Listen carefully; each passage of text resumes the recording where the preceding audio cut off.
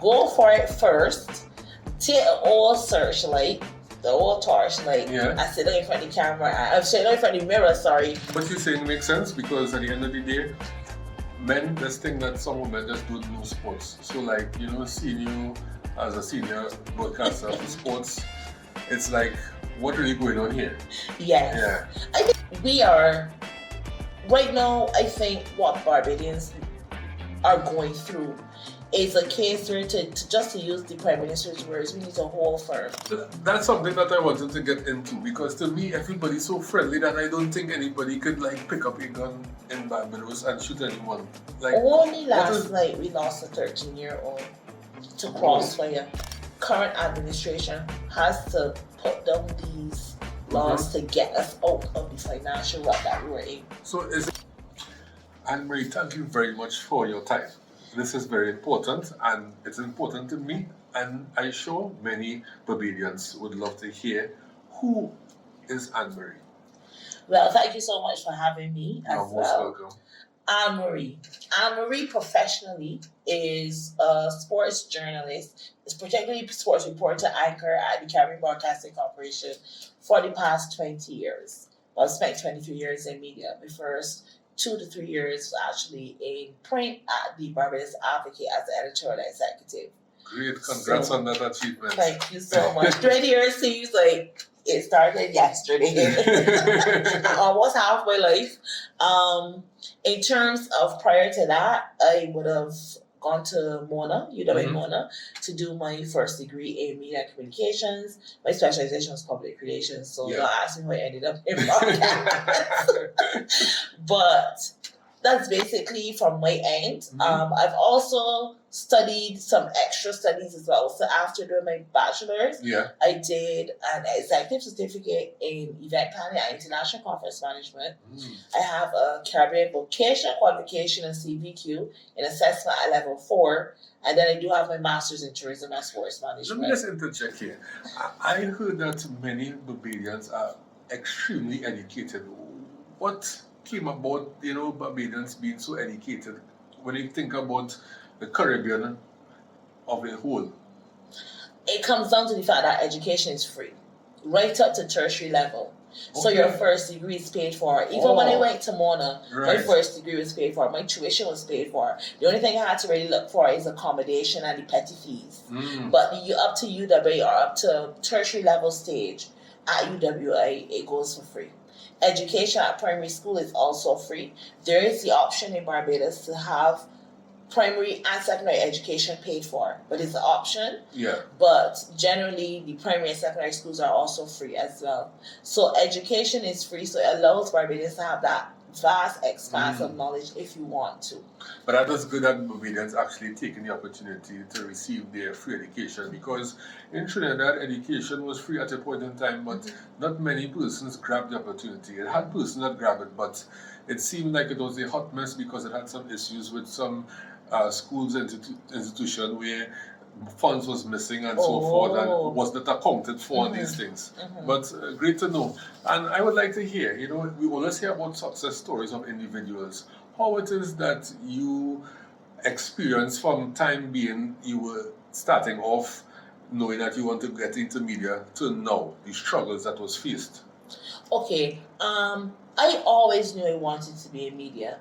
My mother and father would tell you that they used to quarrel with me because, especially the Sunday Sun, the Sunday Sun, the biggest publication that we have, newspaper publication.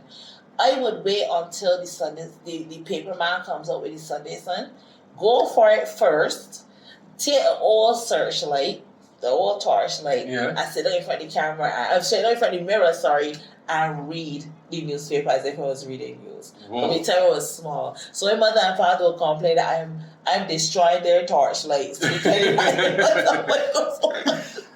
So I already knew from then I really wanted to be in media. And I think I also have to thank my parents for it, because there was a principle for my brother and I, because I have a younger brother. He's just about 3 years younger than I am. And the principle was we come into at 7 o'clock is news. It has been that way from the time I was born. So 7 o'clock is news time. And no matter where we were, we would do our homework, we'd be outside playing. At 7 o'clock, you have to be in front of the television. Because my parents believed that to exist in this world, you also had to understand what's going on externally, outside of just what is happening in the home, what's happening in the school. So you had to watch the news to know what is happening in and around you. My mother was a primary school principal. She retired as a primary school principal. My father was a security supervisor. So they ensured that we had that principle of education. Sometimes it was hard being a teacher's child, to be honest. At school, everybody would give you, the expectation was a little higher than everybody else's, right? But then when I really got into mainstream media, my biggest struggle was that I was a female in sports. So by the time I got into sport, which was in 2005, when I joined CBC, I was a novelty. Who is this woman in sport? At the time, I can't even say woman. At the time, I was so young. Who's this girl in sports? Yeah. You know what I mean? And I had to overcome the boys' club. I've seen promotion. I have seen supersession happen because of it. I have seen, I don't want to say, I can say discrimination in that the trainer thought that Ann-Marie can't do it because she's a girl. Okay. Right? I've had that as well. So I had to overcome that. I had to personally overcome not keying into every criticism. I would go on Facebook and I'll see somebody say, "Oh, Ann-Marie's this, Ann-Marie's next," and my fingers would go up. Who you think you're talking about? I had to learn to accept criticism, good and bad, especially bad ones. I had to learn to ignore criticism as well. So those are some of the challenges I had to overcome professionally, and I found it really challenging at first, maneuvering in the boys' club of sport. I had situations where I had to justify myself to persons as to why I am the person there. I went to a cricket match. Somebody sat on next to me and he was like, "Do you know where the ball went? Where's called that position on the field? Where you call that position on the field?" I know if it was a man, he was not going to ask me that. You know what I mean? Yeah. So I've had cricketers at West Indies level, Barbadian West Indies level cricketers. I had one in particular that he had an injury and they sent me to do the interview, and he was like, "I'm not talking to her." He said, "I'm not talking to her." So is it something like an issue with in Barbados concerning men don't like women to be in certain professions or something? Because I don't understand. I find that women should have that opportunity to do what they want to do. I don't think so. We have a female prime minister. Well, yeah. So I don't think it's a case of the male versus female. I think just within the realm of sports. Sports is a little more masculine. And obviously at the time I started, I'll use cricket for example, the prevalence of women playing cricket was not as it is now. Yeah. It was now starting to pick up. So football the same, it was starting to pick up. So for me, because sport was really a male-dominated situation where the females played netball, but the men played football. But now you have women playing football. The men played cricket, but the women played netball. It was always reverted back to netball. Or, if volleyball would carry the intersects and the other sports. But the mainstream sports, which are the ones who take the most attention, they tended to be really strictly, male-female. Yeah. And for me, it was a case where I don't think it's that the men don't want the women in positions. It was just this woman is breaking into the barriers at a time that it necessarily was not a norm. Right? So I think for me, within the realm of sports, but generally in Barbados, I don't think we have that struggle because remember, I'm going to revert back to the fact that we do have a female prime minister and quite a lot of female ministers as well. So I don't think is really a problem. We do have a lot of women in some of the high-powered positions as well in Barbados. Yeah. I think what you're saying makes sense because at the end of the day, men just think that some women just don't know sports. So seeing you as a senior broadcaster for sports, it's like, what really going on here? Yes. Yeah. I think over the years though, they kind of warm up to the whole situation. Being alone in it though is like I just stand out. I can't hide. You know, if there are 3 or 4, I can say, which one of the girls is or which? No, it's just, this is Ann-Marie. Right? I mean, sometimes people will see me, and it's when I talk, I know this voice. I'm like, yes, you have the right person, you know? Yeah. So it's just because I'm in it practically alone. There's another female in my department, but she doesn't go into front of the camera and stuff like that. Right. That's her choice, by the way, right? So for everybody, basically, it's me as that female breaking into that male-dominated space. And like, no, you think that you overcome the positive criticism, because this criticism that being displayed and so forth is really just to motivate you to become stronger. I would say it like that. No, yes. The younger Ann-Marie, no. The younger Ann-Marie used to be like, who is this person that's telling me what to do? And come and try to do what I do. That was me, right? This Ann-Marie, no. I do still accept criticism. I still do get it sometimes. Some persons do point out, you know, maybe you call the word wrong by mistake, or, you know, sometimes you could do something a little different, you know. So I do take criticism as a stepping stone now. Before I took the criticism really, really hard as a younger journalist, I don't think it ever knocked me down to the point of not wanting to do journalism again. But at the same time, for me, when I first started out, I was really a keyboard warrior. I used to respond anything anybody said. I used to snap back, you know what I mean? But now I take things and try to like, oh, okay, this person is okay. This is okay, whatever. You know, that's how it's for me. So something interesting I would like to find out about Barbadians, because I realize that they are very welcoming. I see the environment is very clean. I see that you will have modern cars. Like in Trinidad, we still have 1 or 2 old vehicles. So to me, I think that the economy in Barbados seems to be blooming. No. I won't want to say blooming. Barbadians are living as best as they can. We do have persons who are like, is it of recent or is it a while? We went through a period where we had an administration for about 10 years. I think they had like two years in that they kind of drained the economy, really drained the economy for personal gain. Quite often there were a lot of money unaccounted for, etc. Yeah. So they drained the economy. In came this administration now, they're into their second term. I might add the reason why they're in their second term.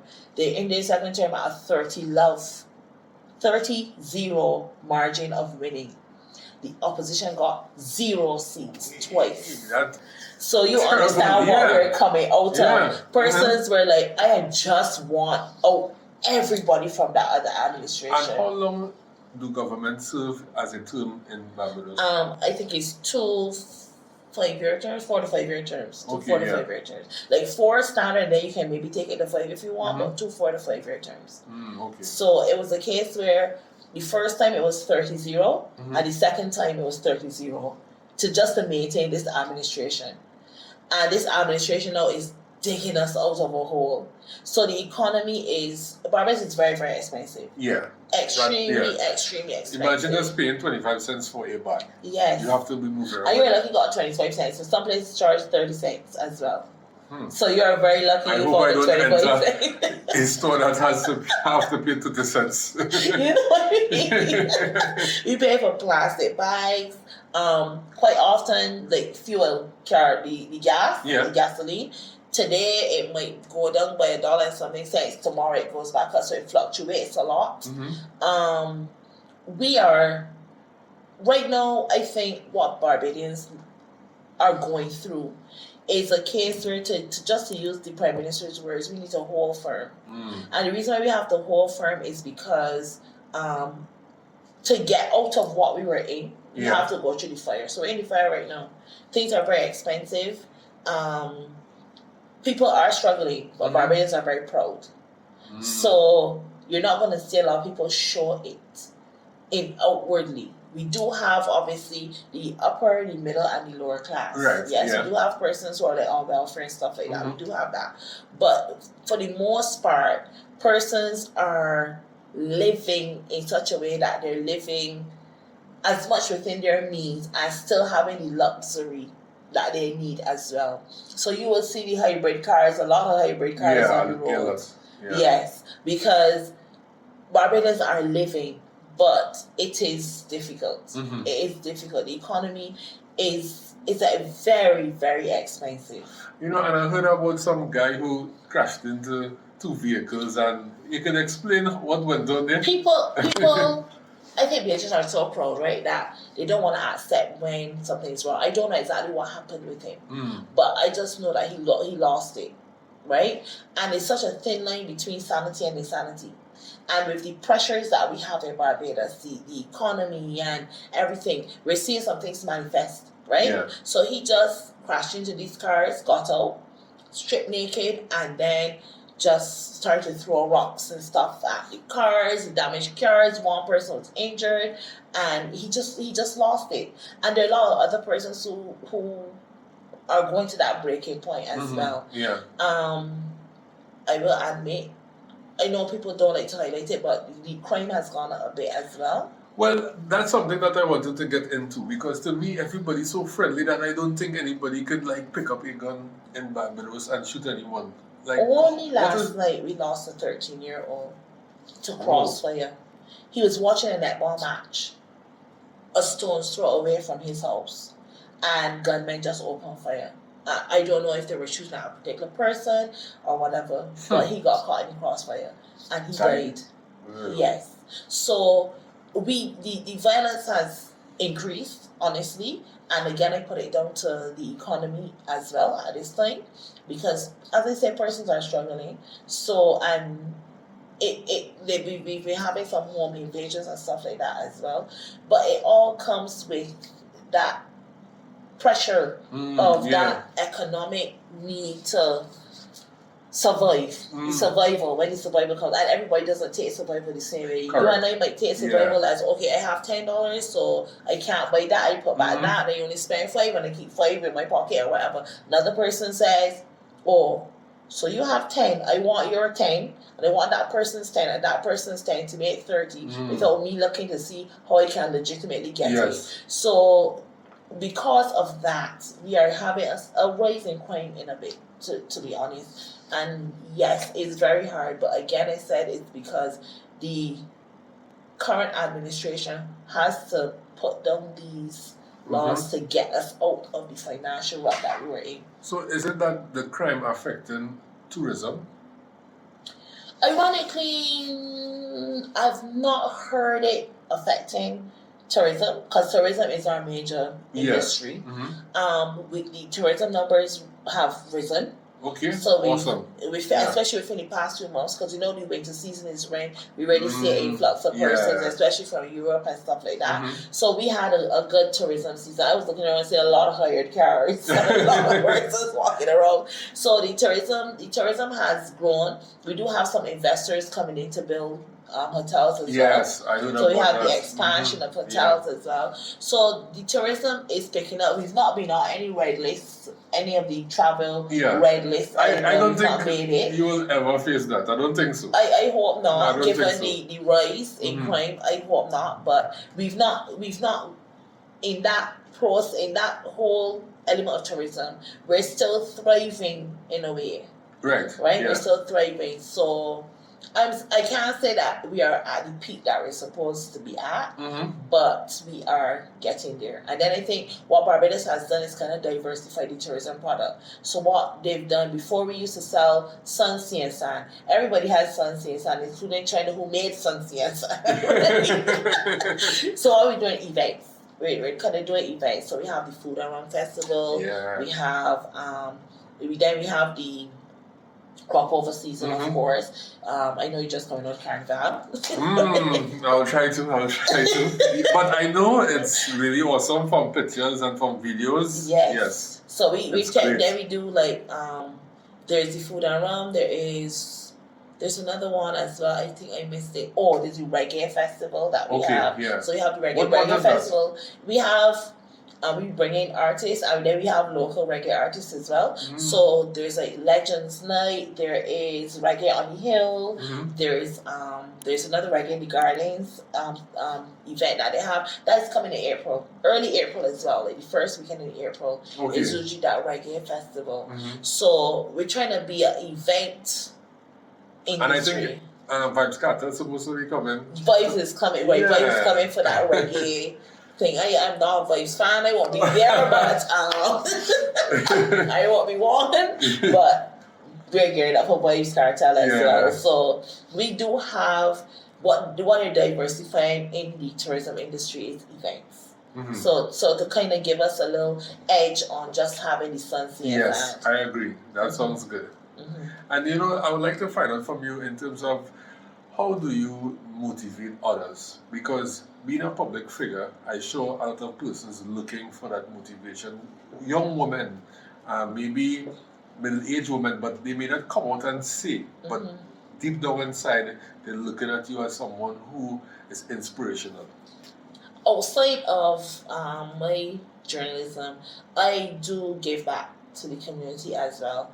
I was a parish ambassador. It's a program that we have where you have a male and female junior, and when I say junior, between the age of 18 and 21, where you represent your parish. You have a project that's based in your parish, and then it culminates with we call it the Spirit of the Nation show, where you showcase your talent. Not your talent, sorry, you showcase your project, and then you showcase like aspects of your community or your parish in costume and then in formal wear. And I do the public speaking with them. That's my give back. Yeah. So I only last week I started this year's parish ambassadors with their first session in public speaking. I have like 5 of them. So that by the time they get to the show, the big show, they can present themselves, and then when they go into the communities, they can also represent themselves. So I give that as that's my volunteer give back. I also work with our youth entrepreneurship scheme, because we do have a free program where if you're an entrepreneur, you have a business idea, you sign up and you go through different modules. So they teach you about business etiquette, they teach you about financial management, those kind of things. My cohort or my seminar is that I do facilitation for delivering effective presentations. Yeah. How do you put together a presentation? How do you deliver it effectively? So that is my give back as well again. So I kind of use that platform to get it going. Persons have asked me to do public speaking sessions, like a public speaking program.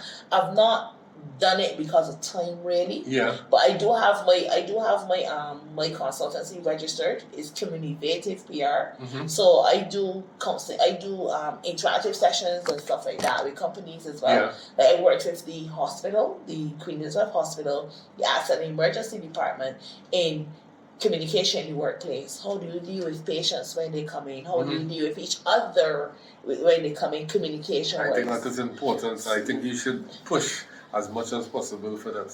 Yes. I can see you doing that as your program. I think that's the thing. They have it structured and everything, but it's just, I was not getting the time before.